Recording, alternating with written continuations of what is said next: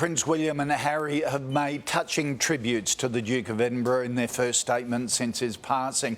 William released a previously unseen photo of Prince George with Philip, saying he'll miss his grandfather, but knows he'd want them to get on with the job, while Harry called Philip a master of the barbecue, legend of banter, and cheeky until the end. For more, I'm joined by Sunrise Royal editor Rob Jbson. Rob, they were just beautiful, emotional words from both Wilt and Harry.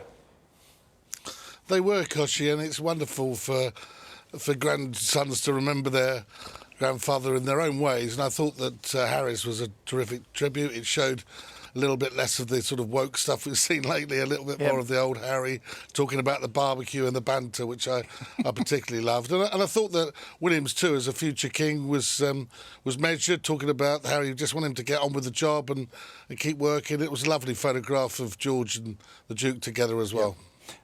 Great to know he's a good barbecuer. That pleases Australians. He was. The two statements came out sort of almost simultaneously. Was that deliberate, do you think? Yeah, it was all organised that way. It was going to come out a couple of hours earlier, I think, but I think that William was just putting a few touches to his, making sure the picture was right. He's the senior royal, so he would come out first as the lead, and then Harry's was issued separately by his own PR people, so that was quite normal, I think. Yeah. Harry's in quarantine, of course. In the UK, it's just for 5 days.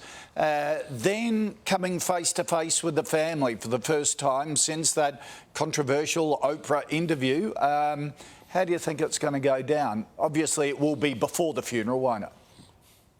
It will, but the thing is, Koshi, I think with all families, there's friction and fights. This was particularly wrong. I think that Harry and Meghan did what they did when Philip was in hospital, but the reality is I think that they'll embrace him as a loved member of the family. I think the fact that Meghan's not there, that'll probably make it easier in terms of him being together with them. But, you know, I'm not sure there'll be some great summit or big hug together. I still think there's differences between these two guys, and I still think it'll take a while. Do we know yet who's attending the funeral? They're going to announce that on Thursday. We're going to get more details, but I think there'll be others apart from the immediate family. Maybe some of the, as I said, the grandsons and the grandchildren's spouses won't be there, but there might be some cousins of Prince Philip. OK. All right, Rob, thank you for that.